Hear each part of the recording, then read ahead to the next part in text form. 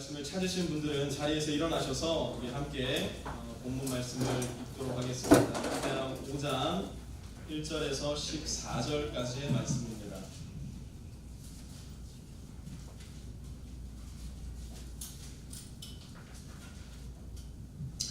함께 읽습니다. 시작. 솔로몬이 여호와의 전을 위하여 만드는 모든 일을 마친지라. 이에 솔로몬이 그의 아버지 다윗이 드린 은과 금과 모든 기구를 가져다가 하나님의 전 곳간에 두었더라.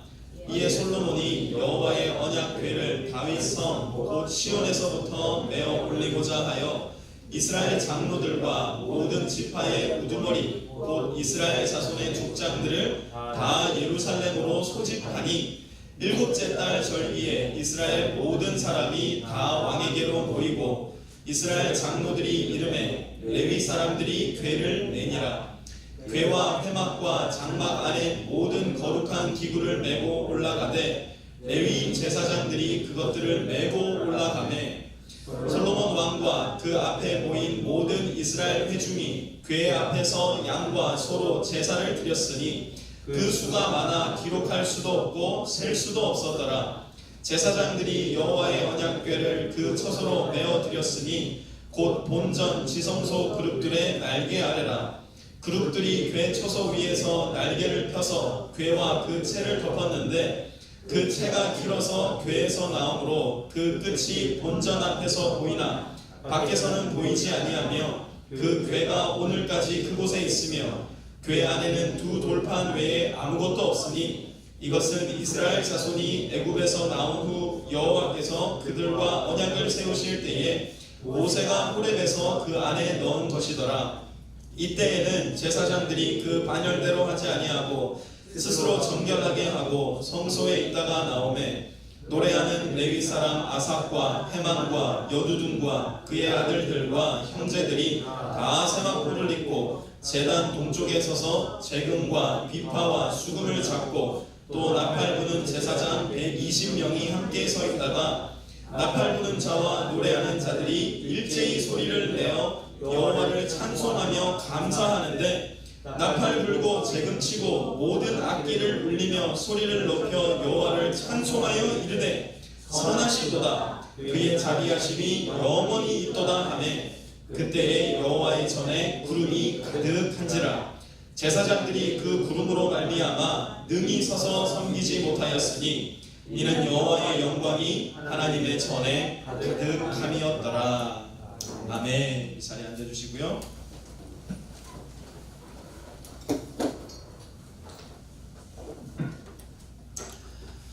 캐나다에 위치한 리전트 신학 대학교라는 곳이 있는데요. 그 대학교에서 영성 신학 담당 교수로 재직했었던 마르바던 교수라는 분이 계신데요. 이분이 예배 고귀한 시간 낭비라는 대단히 좋은 책을 만들었습니다.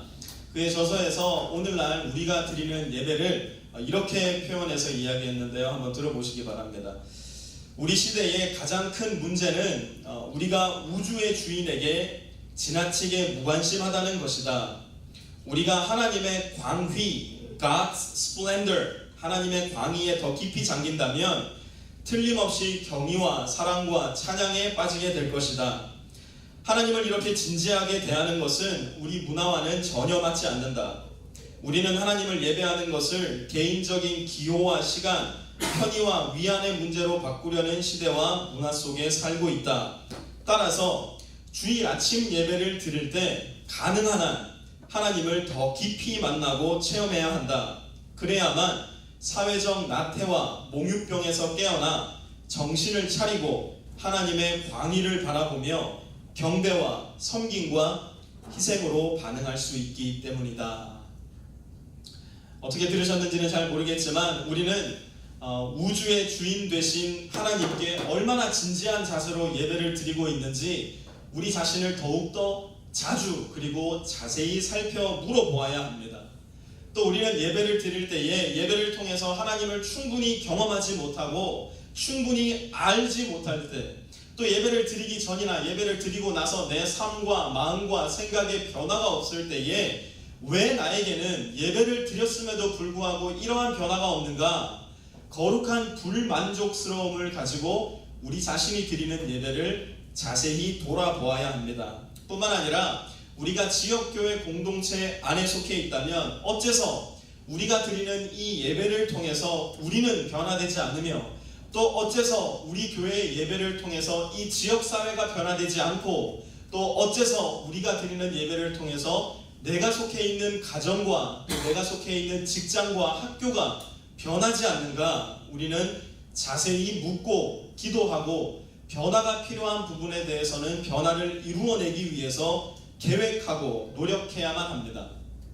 오늘은 역대하 5장에 나오는 솔로몬 왕이 하나님 앞에 올려드렸던 새 성전에서의 첫 번째 예배를 통해서 예배가 무엇인지 또한 우리가 예배를 어떻게 드려야 하는지 함께 고민하고 생각하고 살펴보는 시간을 가져보려고 합니다. 본문 말씀의 배경은 이렇습니다. 솔로몬이 아버지였던 다윗 왕을 이어서 왕위를 계승합니다. 이후에 솔로몬 왕이 가장 처음으로 행했던 일이 무엇이었냐면 하나님의 성전을 건축하는 일이었습니다. 과연 하나님으로부터 지혜를 받은 왕답게 모든 일이 일사천리로 진행이 됩니다. 이러한 과정을 담아서 기록한 성경이 역대하 2장에서부터 4장까지의 말씀입니다. 2장, 3장, 4장은 모두 솔로몬 왕이 성전을 어떻게 건축했는지에 대한 내용입니다. 그리고 그 모든 일의 마침을 역대하 5장 1절은 이렇게 말씀하고 있습니다. 역대하 5장 1절입니다. 솔로몬이 여호와의 전을 위하여 만드는 모든 일을 마친지라. 이에 솔로몬이 그의 아버지 다윗이 드린 은과 금과 모든 기구를 가져다가 하나님의 전 곳간에 두었더라. 사실 이 말씀 한 절만을 가지고는 솔로몬의 성전이 어떻게 건축되었는지 알기가 어렵습니다. 한 절 한 절 다 살펴보기에는 시간도 부족하고 오늘 말씀의 주제와는 맞지 않기 때문에 자세히 살펴볼 수는 없지만 솔로몬의 성전 건축은 엄청난 시간과 재정과 인력과 더 나아가서 외교까지 동반된 이스라엘 역사 가운데 있어 가장 큰 역사 중에 하나였습니다. 솔로몬은 하나님의 성전을 건축하기 위해서 그야말로 자기가 할 수 있는 모든 것을 동원하여 자기가 쓸 수 있는 모든 것을 동원하여 하나님의 성전을 건축하였습니다.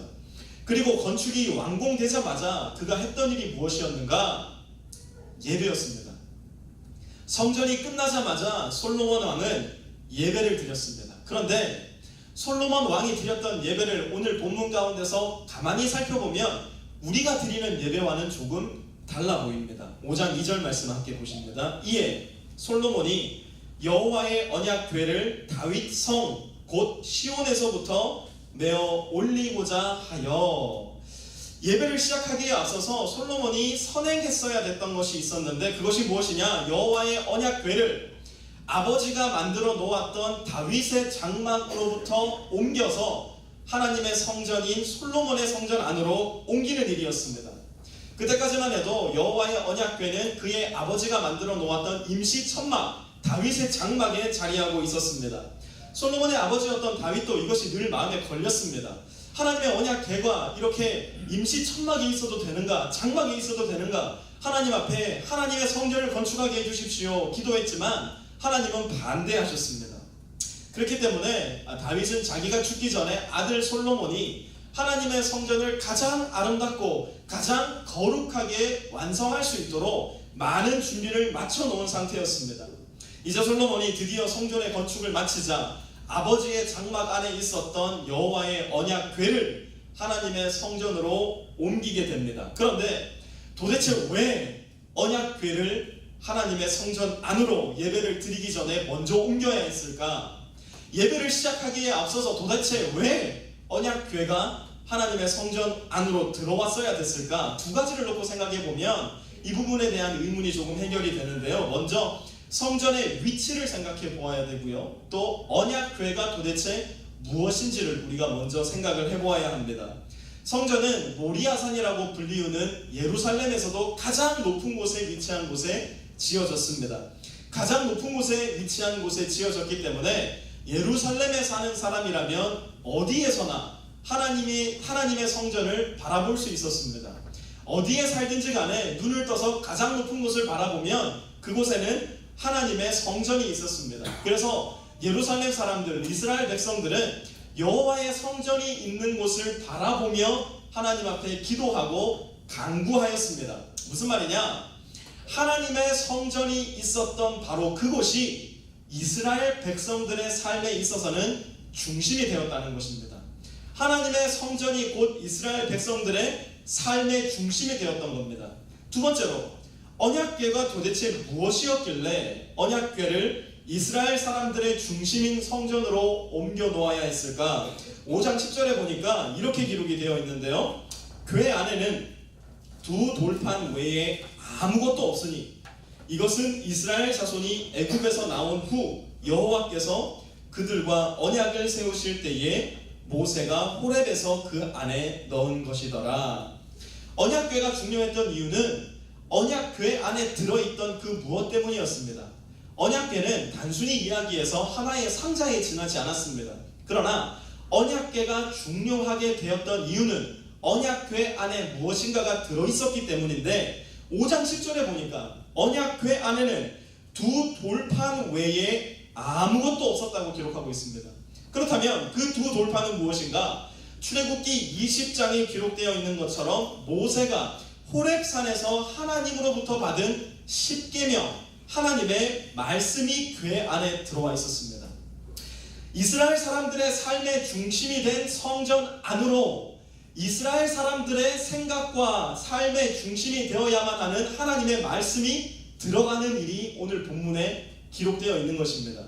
이제 이스라엘 사람들에게 하나님을 예배하는 장소인 성전은 그들의 삶의 중심이 되었을 뿐만 아니라 그 성전 안으로 하나님의 말씀이 들어감으로 인하여서 하나님의 말씀이 그들의 삶의 중심이 되고 그들의 삶의 나침반이 되며 그들의 삶의 두 발을 디뎌야 될 반석이 되었다는 것을 솔로몬은 오늘 예배의 준비를 통하여 보여주고 있는 것입니다.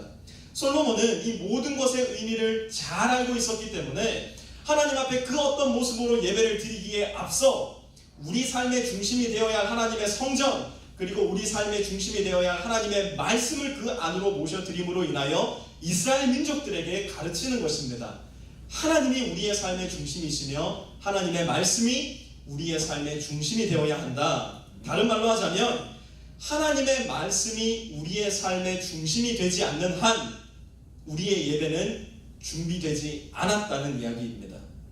드디어 언약궤가 성전 안으로 들어오자 본격적인 예배가 시작이 됩니다. 5장 6절입니다.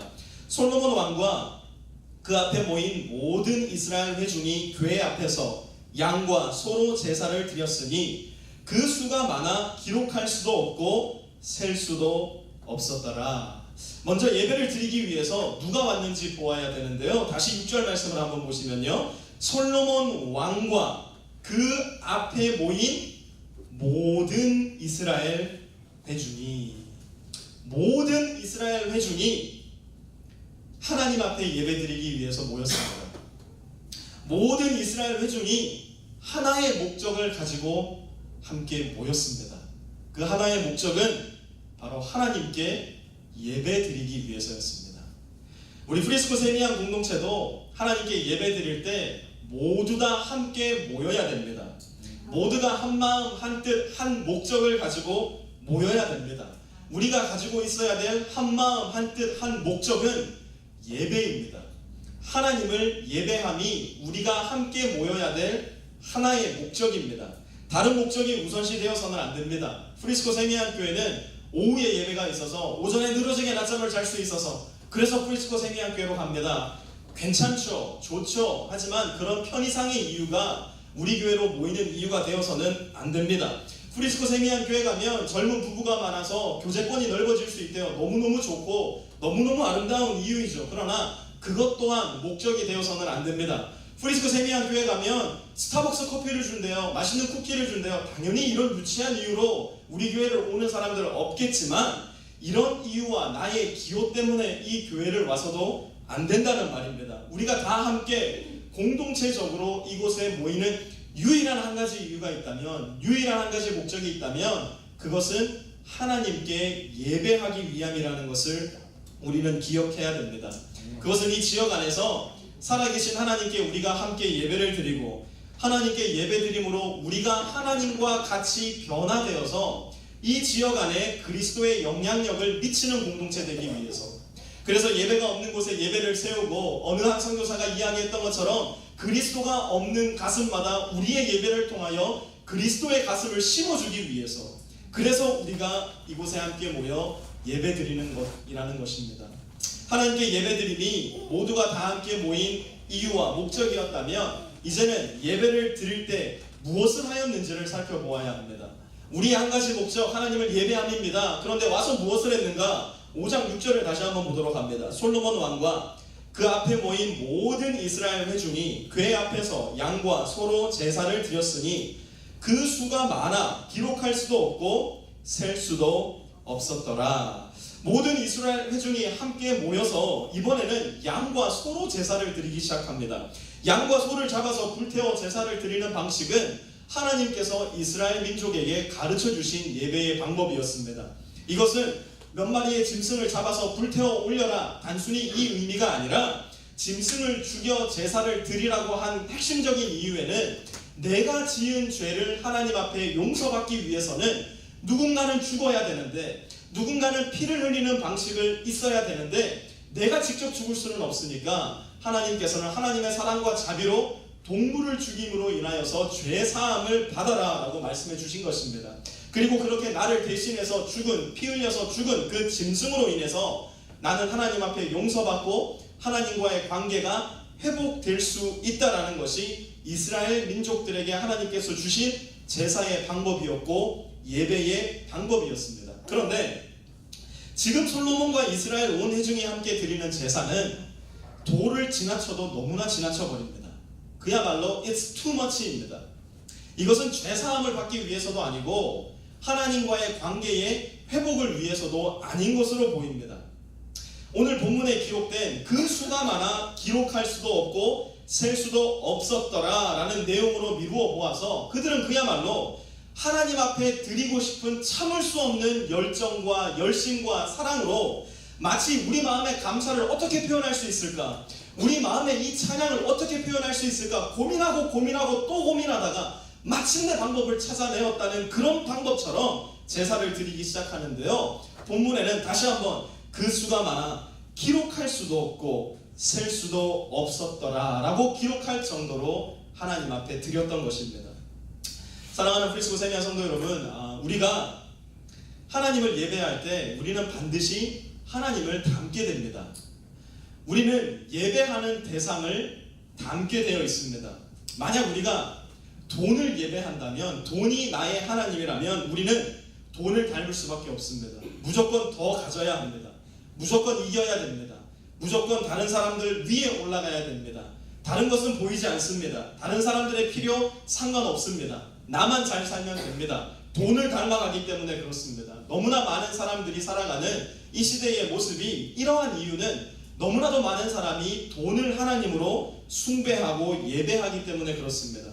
권력을 예배하는 사람은 권력을 닮을 수밖에 없습니다. 숨기고 감추고 속이고 수단과 방법을 가리지 않아서 다른 사람들보다 높은 곳에 올라가야만 합니다. 권력의 속성은 권력을 예배하는 사람의 마음에도 그대로 들어와서 다른 사람들보다 높아지기 위해서는 속이고 뺏고 감추는 것 아무렇지도 않습니다. 쇼핑을 예배하는 사람은 쇼핑의 특징을 담습니다. 사고 또 사도 또 사야 됩니다. 모자랍니다. 더 가져야 됩니다. 쇼핑을 예배하는 사람은 쇼핑의 특징을 그대로 닮을 수밖에 없기 때문에 그렇습니다. 인터넷과 미디어를 숭배하고 예배하는 사람, 나는 그렇지 않습니다 할 수 있겠지만 우리도 모르는 사이에 인터넷과 미디어 예배하는 경우 너무나도 많습니다. 이 사람들은 인터넷과 미디어의 특징을 그대로 담습니다. 잠시도 머물러 있지 못합니다. 잠시의 침묵도 견뎌내지 못합니다. 잠시의 사색과 잠시의 고요 참아내지를 못합니다. 화려하고 자극적인 색깔이 쏟아져 나오는 그 미디어, 아무 쓸모도 없는 그 많은 정보를 계속해서 받아들여야 되고 마치 배설물처럼 아무 의미 없이 그 정보를 나누어야만 합니다. 인터넷이 그러한 특징을 가지고 있기 때문입니다. 그러나 하나님을 예배하는 사람은 하나님을 닮습니다. 하나님의 가장 큰 특징은 무엇이냐? 주시는 것입니다. 하나님의 가장 큰 특징은 주시는 것입니다. 하나님은 아낌없이 주시되 그야말로 it's too much, 이것은 너무 낭비적이야 싶은 생각이 들 정도로 많이 주십니다. 아담과 하와를 창조하셨을 때에 이 두 사람의 사람을 위해서 이 세상에 존재하는 모든 짐승들을 만드셨습니다. 모든 과일과 야채, 동물과 식물, 물고기와 하늘에 나는 새까지도 낭비하시듯 창조하셨습니다. 하나님께서 이스라엘 민족들을 출애굽시키실 때도 마찬가지였습니다. 40년 동안 한 번도 단 하루도 이스라엘 민족 굶주리지 않도록 날마다 만나를 내려주셨습니다. 다 먹지도 못할 정도의 만나를 날마다 내려주시되 그야말로 낭비하시듯 주셨습니다. 밤에는 불기둥을 낭비하셨고 낮에는 구름기둥 낭비하셔서 이스라엘 민족들의 필요를 채우셨습니다. 하나님의 말씀을 듣지 않고 계속해서 불평불만하는 이스라엘 민족을 향해서 하나님의 약속 안 지키셔도 그만이셨지만 계속하셔서 하나님의 신실하심을 지켜나가시며 이스라엘 민족을 채워나가셨습니다. 배고프다니까 만나를 주셨고, 고기 먹고 싶다 그러니까 메추라기를 주셨고, 목마르다 그러니까 반석에서 물을 내어주셨고, 춥다 그러니까 불기둥 주셨고, 덥다 그러니까 구름기둥 주시면서 하나님께서는 이스라엘 민족들에게 주셨습니다. 이스라엘에 드디어 왕조가 세워지자 어떻게 하셨습니까? 하나님은 끊임없이 선지자들을 보내주셨습니다. 하나님의 말씀을 주시기 위해서였습니다. 다윗과 솔로몬 왕과 맺었던 하나님의 언약, 당연히 약속하셨던 대로 불순종하는 왕들과 백성들을 향해서 하나님의 약속 파기하실 수 있으셨지만 한 번 더 기회를 주시기 위해서, 또 한 번 더 기회를 주시기 위해서 1명, 2명, 3명 계속해서 하나님의 말씀을 대언하는 하나님의 선지자를 보내주셨습니다. 마침내 하나님은 그분의 사랑을 가장 명백하고도 분명하게 보여주시기 위해서 그분의 본체 대신 하나님의 독생자 아들 예수 그리스도를 이 땅 가운데 보내주셨습니다. 하나님이신 예수님이 저와 여러분들과 똑같은 인간의 육체를 입고 인간의 한계와 제한을 가지고 하늘 보좌를 버리시고 이 역사와 시간과 이 땅 가운데로 뚫고 들어오신 것입니다. 왜요? 우리에게 하나님의 사랑을 보여주시기 위해서, 하나님이 우리를 어떻게 대하시는지를 명백하게 보여주시기 위해서, 마침내 그 예수님은 자기의 몸을 우리를 위해서 하나님 앞에 산 제물로 드림으로 인하여서 우리에게 영생의 소망을 주셨습니다. 뿐만 아니라 이 땅에서 우리가 왜 무엇을 위해서 살아야 되는지 하나님의 나라를 향해 가는 하나님 나라의 순례자로서 우리가 알고 깨닫고 우리가 보아야만 할 인생의 목적과 이유, 우리에게 그야말로 낭비적으로 모든 것을 다 주신 것입니다. 우리는 하나님을 예배할 때 이러한 하나님을 닮게 됩니다. 주시는 하나님을 닮습니다. 째째하게 이거 줄까 저거 줄까, 이거 안 주고 저거 안 주고 뒷춤에 감추고 있는 그런 거짓신이 아니라 우리가 예배하는 하나님은 우리에게 필요한 모든 것을 주시되 그야말로 후히 주시고 부어서 흔들어 누를 정도로 주시는 하나님임을 우리는 기억하고 있어야 됩니다. 그렇기 때문에 우리가 이런 하나님을 예배할 때 우리는 이 하나님을 닮을 수밖에 없는 것입니다. 솔로몬은 그런 하나님을 예배했기 때문에 아낌없이 그가 가지고 있는 것들을 하나님 앞에 올려드릴 수 있었던 것입니다.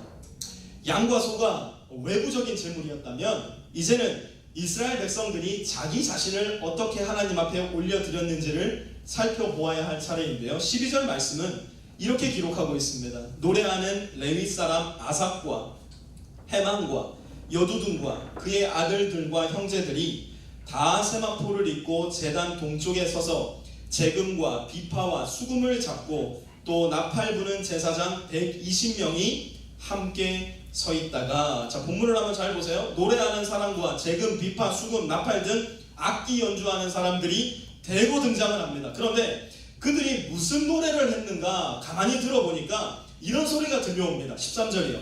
나팔 부는 자와 노래하는 자들이 일제히 소리를 내어 여호와를 찬송하며 감사하는데 나팔 불고 재금 치고 모든 악기를 울리며 소리를 높여 여호와를 찬송하여 이르되, 같이 읽습니다. 시작.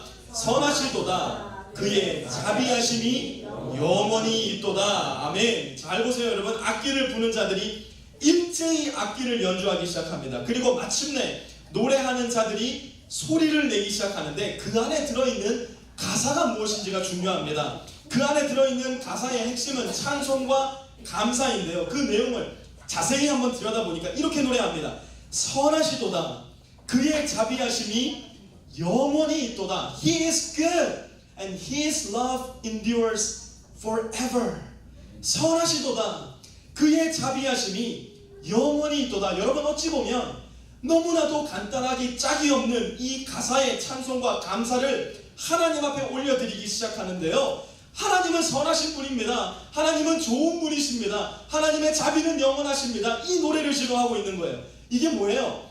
이스라엘 민족이 알고 있는 하나님, 이스라엘 민족이 그들의 삶을 통하여, 역사를 통하여 경험해왔던 하나님을 그들의 마음과 입술을 통하여서 그대로 하나님께 고백하고 있는 겁니다. 지어낸 것이 아니에요. 만들어낸 것이 아니에요. 그들이 알고 있었던 하나님, 그들이 경험했었던 하나님, 그 하나님을 그대로 하나님 앞에 고백함으로 하나님이 받으셔야 할 찬양과 경배와 감사를 지금 이스라엘 민족들은 올려드리고 있는 것입니다. 여러분, 잘 들어보시기 바랍니다. 예배는 무엇인가? 우리가 알고 있는 하나님을 그대로 드러내어서 하나님이 받으셔야 할 영광을 그대로 하나님께 올려드리는 겁니다. 다시 한번 말씀드립니다. 예배는 무엇인가? 하나님이 받으셔야 할 하나님의 영광, 그것은 뭐예요? 하나님이 누구신가에 대한 거예요. 우리가 알고 있는 하나님을 하나님이 받으셔야만 할 마땅한 찬송의 재료로, 예배의 재료로 바꾸어내어 올려드리는 것, 그것이 우리가 하나님 앞에 드려야 될 예배인 것입니다. 이것을 좀 더 자세히 설명하기 위해서 무엇이 예배가 아닌지를 간단하게 말씀드린 후에 이 주제로 다시 돌아오도록 하겠습니다. 예배가 아닌 것은 무엇인가? 잘 들어보세요, 여러분. 우리가 은혜 받는 것은 예배의 핵심이 아닙니다. 우리는 너무나도 많은 경우에 오늘 예배 통해서 내가 은혜 받았어요, 이것을 예배의 핵심으로 알고 있는 경우가 너무나 많습니다. 이 말 자체는 틀린 말도 아니고 나쁜 말도 아닙니다. 당연히 하나님께서 받으셔야만 할 마땅한 영광을 올려드린다면 하나님 우리에게 은혜를 베풀어 주십니다. 그러나 우리의 언어 속에 우리도 모르게 경계해야 할 예배에 대한 잘못된 인식 하나는, 내가 은혜 받는 것이 마치 예배의 핵심인 것처럼 우리가 생각하고 있는 것입니다. 내가 은혜 받는 것이 마치 오늘 우리가 예배드리는 예배의 가장 중요한 이유이고 목적이라고 생각할 때가 우리에게 있다는 것입니다. 내가 은혜 받지 않으면, 내가 감정적으로 마음이 뜨거워지지 않으면, 내가 마음으로 무엇인가를 느끼지 않으면 오늘 예배는 좋지 않았다라는 결론으로 너무나 쉽게 달려가는 우리 예배에 대한 인식. 예배에는 좋은 예배와 안 좋은 예배가 없습니다. 우리가 흔히 이런 얘기 많이 하지 않습니까? 오늘 예배 너무 좋았어요. 오늘 예배는 그냥 그저 그랬어요. 집을 돌아가는 길에 부부들이 많이 나누는 대화, 또 우리가 만났을 때에 대부분 나누게 되는 대화. 예배에는 좋은 예배와 안 좋은 예배 존재하지 않습니다. 좋은 예배도 없고 안 좋은 예배도 없습니다. 예배는 예배입니다. 그러나 바른 예배와 바르지 않은 예배는 존재합니다. 바른 예배는 무엇이 바른 예배인가? 아까 전에도 말씀드렸듯이 하나님이 받으실 것을 하나님께 올려드리는 예배는 바른 예배입니다. 바르지 못한 예배는 무엇인가? 하나님이 받으셔야 될 것을 내가 가로채는 것이 바르지 못한 예배입니다. 오늘 본문의 솔로몬은 바른 예배가 무엇인지를 분명하게 보여줍니다. 하나님의 하나님 되심을 인정하는 것, 하나님이 누구이신지를 분명하게 인식하고 하나님께 그 이름에 합당한 칭찬을 해드리는 것, 하나님께 그 이름에 합당한 찬양을 올려드리는 것, 하나님은 좋으신 분이시고 하나님의 자비는 영원합니다, 하나님을 올바로 인정하는 것, 그것이 바른 예배이고 그것이 하나님께서 받으시는 예배인 것입니다. 우리 프리스코 세미안 교회에서 드려져야 할 예배도 이러한 모습의 예배가 되어야 합니다. 우리가 무엇인가를 계속해서 받으려고 욕심내는 예배가 아니라 하나님께 올려드려야 할 것이 무엇인지를 목숨 걸고 찾아낼 수 있는 예배. 이전에는 몰랐던 하나님, 그러나 기록된 말씀을 통해서 계시된 하나님, 설교를 통해서 선포된 하나님, 찬양을 통해서 고백되어진 하나님, 내 삶의 순종을 통해서 하나님을 경험한 그 하나님을 더 많이, 더 높이, 더 깊이 인정하고 하나님 앞에 올려드리는 예배. 솔로몬과 백성들이 그렇게 예배드리니까 무슨 일이 일어났는가? 13절 후반절부터 14절까지는 이렇게 기록합니다. 그때에 솔로몬이 아낌없이 하나님 앞에 모든 것을 올려드리고 하나님은 선하십니다, 하나님의 자비가 영원하십니다 예배했을 때, 그때에 여호와의 전에 구름이 가득한지라 제사장들이 그 구름으로 말미암아 능히 서서 섬기지 못하였으니 이는 여호와의 영광이 하나님의 전에 가득함이었더라. 아멘. 모든 이스라엘 민족들이 한자리에 모여서 하나님을 예배드리니까, 그들이 예배드리는 하나님을 닮아서 아낌없이 하나님께 올려드리니까, 그들의 역사와 삶을 통해서 경험한 하나님의 선하심과 자비를 그대로 하나님 앞에 올려드리며 인정하고 하나님을 칭찬하기 시작하니까 무슨 일이 일어났는가? 여호와의 전에 구름이 가득한지라. 구약시대 하나님은 그분의 영광을 드러내시기 위해서 빼곡한 구름으로 임하실 때가 있었습니다. 솔로몬이 하나님의 성전에서 첫 번째 예배를 드릴 때 하나님은 그분의 영광을 드러내십니다. 하나님은 그분이 이 예배를 얼마나 기뻐하시는지를 이스라엘 공동체 전체에게 눈에 보이는 하나님의 영광으로 계시해 주십니다. 이제는 하나님께서 더 이상 그분의 영광을 이러한 구름으로 나타내실 필요는 없어졌습니다. 예수님을 이 땅에 이미 보내주심으로 인해서 하나님의 영광의 극명한 기쁨을 보여주셨기 때문입니다. 그분의 영광을 인간들에게 이미 다 보여주셨고, 이제는 우리 안에 거하시는 성령으로 말미암아서 우리가 함께 예배드리고 우리가 서로 사랑할 때에 하나님의 영광은 우리를 통해서 드러나게 됩니다. 그럼에도 불구하고 이 본문을 읽고 묵상하는 가운데에 제 마음 가운데에는 오늘 우리가 함께 살펴본 이 본문과 같은 하나님의 영광이 우리 프리스코 세미한 교회에도 임했으면 좋겠다라는 마음의 소원이 생겼습니다. 비록 그렇게 하실 필요가 없으실 정도로 예수님을 통해서 그분의 영광을 충분히 보여주셨음에도 불구하고 하나님께서 원하신다면 단 한 번만이라도 우리 프리스코 세미한 교회에 이러한 하나님의 영광이 임하게 하여 주십시오라는 마음의 소원과 기도가 생겼던 것 사실입니다. 그리고 그렇게 되기 위해서는 우리 프리스코 세미한 성도들이 한 마음으로 이 프리스코 세미한 교회를 제대로 세워나가기 위해서, 또 프리스코 세미한 교회의 예배를 제대로 세워나가기 위해서 한 마음 한 뜻으로 해야 될 일들이 몇 가지가 있습니다. 오늘은 세 가지만 여러분들과 나누고 말씀을 마무리하도록 하겠습니다. 첫 번째, 매주일마다 드려지는 예배를 힘써서 준비하시고 동참하시기 바랍니다. 매주일마다 드려지는 예배를 힘써서 준비하시고 동참하시기 바랍니다. 여러분들이 하나님 앞에 올려드릴 예배를 여러분들 스스로 준비하십시오. 예배는 목사 혼자 준비하는 것이 아닙니다. 예배는 몇몇 예배 인도자들이 준비하는 것이 아닙니다. 우리 모두가 하나님 앞에 선 독대자들로서 우리 모두가 예배를 신실하게 준비해야 됩니다. 아침에 일어나는 것부터 식사를 하고 교회에 올 준비를 하는 시간, 옷을 갈아입는 시간, 부부들이 함께 준비하는 시간, 아이들 함께 준비시키는 시간, 모든 것들이 하나님 앞에 예배드리기에 최적의 환경이 될 수 있도록 준비해 나가야 됩니다. 우리 부부는 주일날만 되면 싸웁니다. 목사님, 이런 사람들이 적지가 않습니다.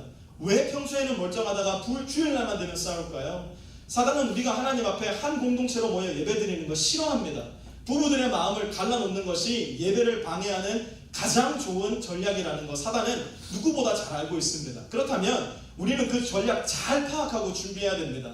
우리 부부가 왜 주일날만 되면 싸우는가? 여러분들 한번 잘 살펴보시기 바랍니다. 매주마다 똑같은 이유일 겁니다. 그럼에도 불구하고 그 습관을 고치지를 않습니다. 그것을 알고 고쳐나가야 됩니다. 이상하게 주일날 교회만 가려고 하면 아이들이 말썽을 부립니다.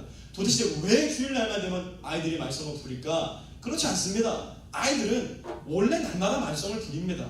그렇기 때문에 그걸 그렇게 특별하게 생각할 필요도 없습니다. 그런데 이상하게 주일날만 되면 그러는 것 같은 마음이 우리 가운데 들어올 때가 있습니다.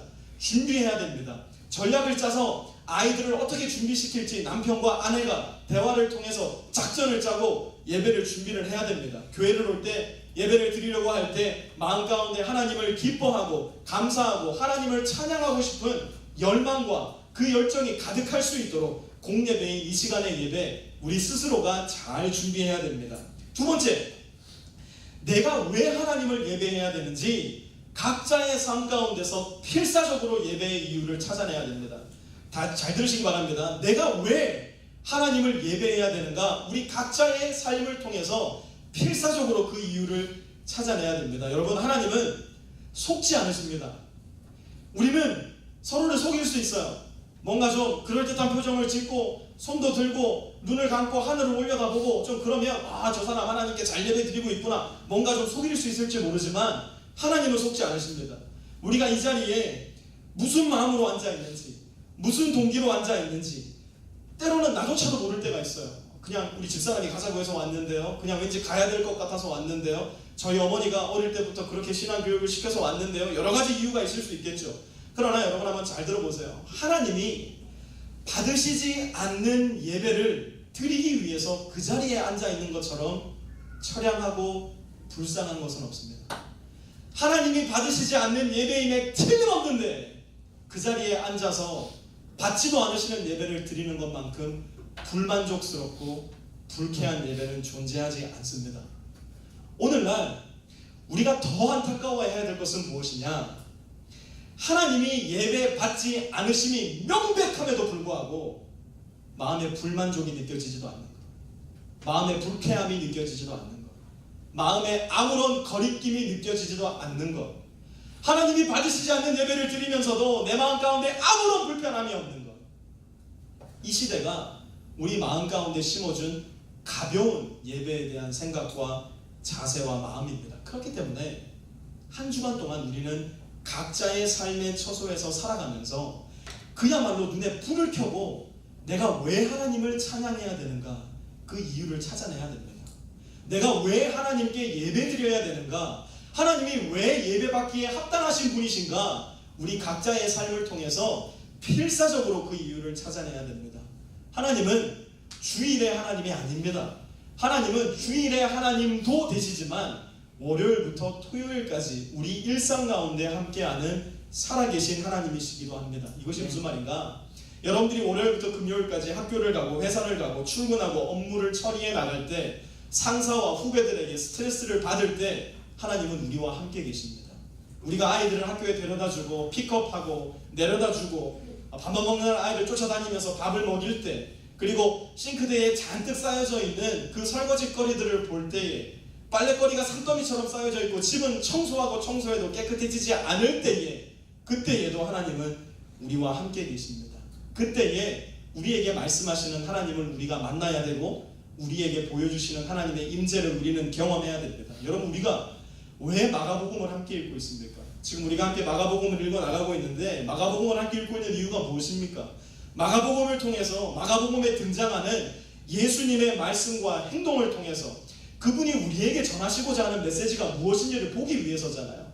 그분이 성경 가운데 등장하는 사람들에게 하시는 사역들을 통해서 만약 예수님께서 오늘 여기에 나와 함께 하신다면, 오늘 나의 직장에 나와 함께 하신다면, 나의 가정에, 나의 친구들과의 관계 속에 나와 함께 하신다면 예수님은 어떻게 하실까? 그 말씀을 통해서 계시해 주시는 우리의 하나님을 만나기 위해서 아닙니까? 그리고 그 모든 것을 통해서 예수 그리스도의 성품, 나를 어떻게 대하시고 나를 어떻게 생각하시는가, 그것을 알기 위해서 아닙니까? 만약 우리가 말씀을 조금 더 신중하고 진중하게 대한다면 여러분, 우리는 반드시 하나님 만나게 됩니다.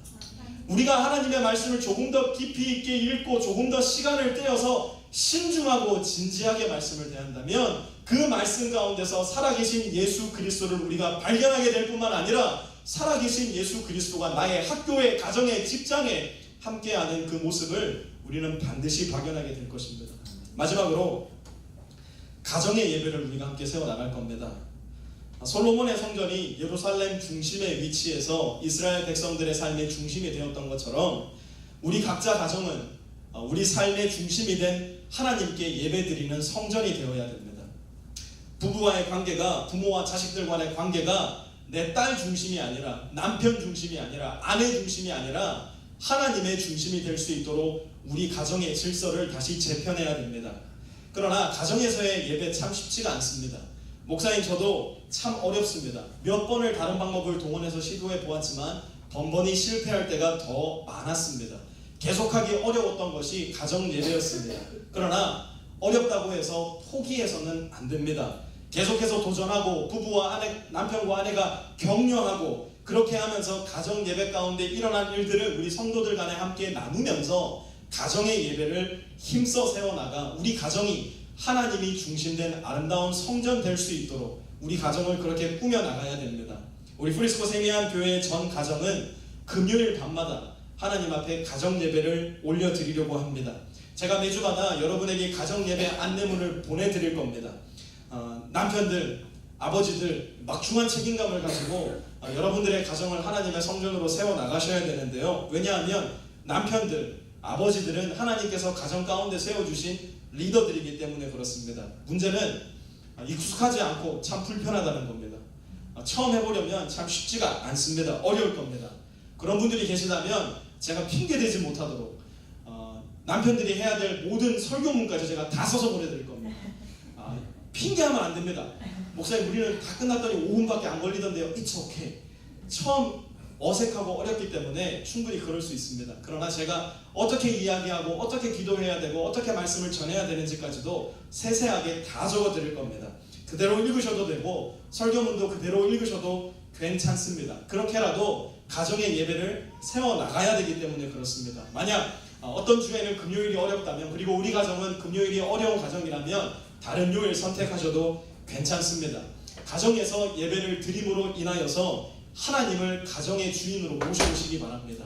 가정에서 예배를 시작하심으로 인하여서 내 삶의 가장 중심된 가정이 하나님의 성전이 될 수 있도록 여러분의 가정 그렇게 만들어 나가시기 바랍니다. 솔로몬이 예루살렘 중심 가장 높은 곳에 하나님의 성전을 지어놓고 그 성전 안으로 하나님의 말씀을 들여옴으로 인하여서 이스라엘 백성들의 삶의 중심이 하나님이 되고 하나님의 말씀이 그들의 발의 등과 빛이 되게 만들었던 것처럼 우리도 우리 삶의 가장 중심된 가정을 하나님의 중심으로 삼고 우리 삶의 중심, 우리 가정의 중심을 하나님의 말씀으로 둠으로 인하여서 어디로 걸어가야 될지, 어떻게 걸어가야 될지, 우리 자녀들을 어디로 인도해야 될지 분명하게 알고 살아가는 가정들이 되어야 됩니다. 하나님은 만울이 여김을 받지 않으신다고 말씀하셨습니다. 업신 여김을 받지 않는다는 얘기입니다. 하나님은 속지 않는다는 얘기입니다. 그렇기 때문에 하나님께 예배 드릴 때 이렇게 예배 드렸으면 정말 좋겠습니다. 신령과 진정과 마음과 뜻을 다한 예배. 단순히 내가 여기 와서 있어야 되기 때문에 있는 예배가 아니라 우리 마음 가운데 터져나오는 감사와 찬양을 주체하지 못해서 한 주 동안 하나님을 개인적으로 찬양했다면, 우리 가정에서만 찬양했다면, 오늘 하나님께서 만들어주신 이 거룩한 안식일에 예배의 공예배로서 모든 회중이 함께 모여서 하나님께 두 손과 두 마음을 활짝 벌려 예배할 수 있는 그러한 예배, 우리 마음의 사랑과 열정으로부터 하나님께 올려드릴 수 있는 예배, 그것이 단지 하나님 당신은 좋은 분이세요, He is good, 하나님 당신의 선하심, 하나님의 당신의 자비하심은 끝이 없어요, 이렇게 단순한 고백일지라도 여러분 기억하시기 바랍니다. 그 고백과 그 찬양의 제목이 진실될 때에 솔로몬의 성전에는 하나님의 영광이 가득해졌습니다.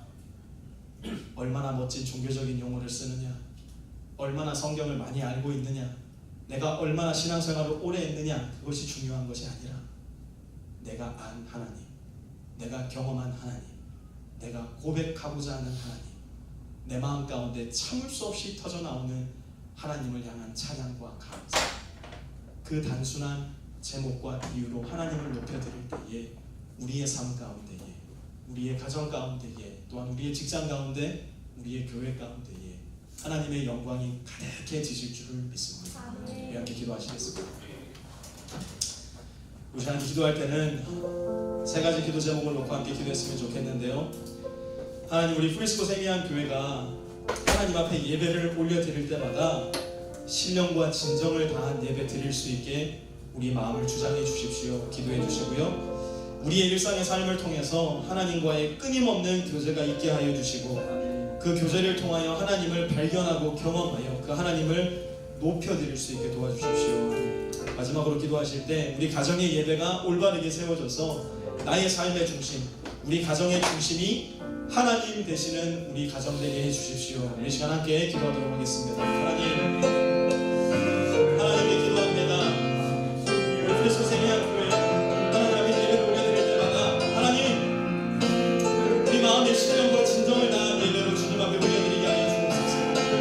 하나님, 우리가 하나님 앞에 예배 드릴 때 내가 하나님을 왜 예배하는지, 내가 하나님을 어떤 이유로 예배하는지 그 분명한 부인할 수 없는 이유가 우리 마음 가운데 살아있을 수 있도록 도와주시고, 우리 마음 가운데 터져나오는 고백으로 마치 솔로몬이 그 마음 가운데 터져나오는 감사와 사랑을 주체할 수 없어 수도 셀 수 없는 양과 소를 하나님 앞에 올려드렸던 것처럼 우리 마음에 숨어설 수 없는 하나님의 선하신 이유, 하나님이 높임 받으셔야 되는 이유, 우리 마음에 분명하게 존재할 수 있도록 도와주시고, 우리가 함께 모이는 이 공예배를 통하여 주님을 높여드릴 때에 터져나오는 감사와 터져나오는 찬양과 터져나오는 사랑으로 하나님 앞에 고백하며 노래할 수 있는, 예배할 수 있는 그런 예배, 우리 프리스코 세미한 교회 예배될 수 있도록 주님 인도하여 주옵소서. 하나님, 우리 프리스코 세미한 교회 각 성도들의 가정에 하나님을 높이는 예배가 세워지기를 원합니다.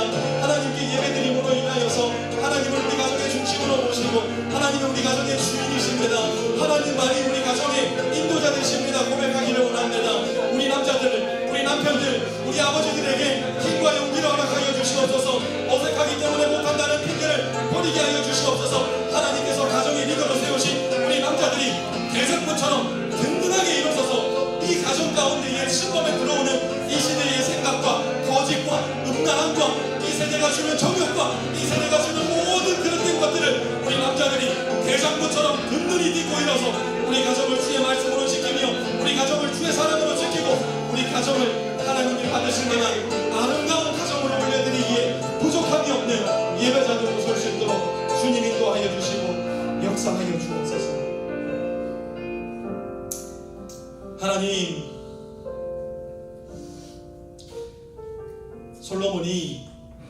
솔로몬의 성전에서 가장 처음 예배를 드렸을 때에 하나님은 그 예배를 기뻐 받으시고 하나님의 영광을 그 성전 가운데 가득 채워주심으로 인하여서 내가 너희의 예배를 기뻐 받았다, 하나님은 말씀해 주셨습니다.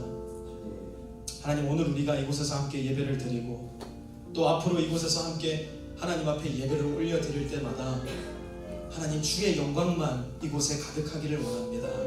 나의 자랑과 나의 경험과 나의 생각이 이 성전을 가득 채우는 것이 아니라 하나님의 영광, 예수 그리스도를 통하여 보여진 하나님의 그 영광과 성령님을 통하여서 우리 마음 가운데 주신 그 힘과 능력으로 우리 각자가 서로의 지체를 사랑할 때 하나님께서 보여주시는 그 영광이 이 교회 안에 가득하여서 하나님의 사랑으로 충만한 교회, 하나님의 사랑이 충만함으로 하나님 앞에 더 많은 예배를 올려드릴 수 있는 교회, 하나님께 더 많은 예배의 영광 올려드릴 때에 하나님은 우리에게 더 큰 성령의 충만함을 허락해 주시는 교회, 그리하여 우리가 능히 많은 사람을 사랑하고 품음으로 인하여서 더 많은 사람을 주님께로 돌려드릴 수 있는 교회, 그래서 또다시 하나님께 더 큰 영광 올려드리는 예배, 이 영광의 선순환이 끝도 없이 계속되는 하나님 나라에까지 그 일이 계속되는 우리 교회 될 수 있도록 주님 인도하여 주시고 우리의 예배를 통하여 주님 한 분만, 삼위일체 하나님 한 분만 영광 받아 주시옵소서. 이제는 우리 주 예수 그리스도의 은혜와 하나님 아버지의 무한하신 사랑하심과 성령의 내주교통하심이 오늘 이 자리에 머리 숙여 하나님께 예배드리며 신령과 진정으로 하나님 앞에 올려드리는 예배가 우리의 삶 가운데에, 가정 가운데, 직장 가운데, 학교 가운데, 그리고 이 교회 가운데 끊임없이 일어나기를 소원하며 이 교회를 떠나가는 우리 모든 프리스코 세미한 지체들 머리머리 위에 이제로부터 영원까지 함께 하시기를 간절히 축원하옵나이다. 아멘.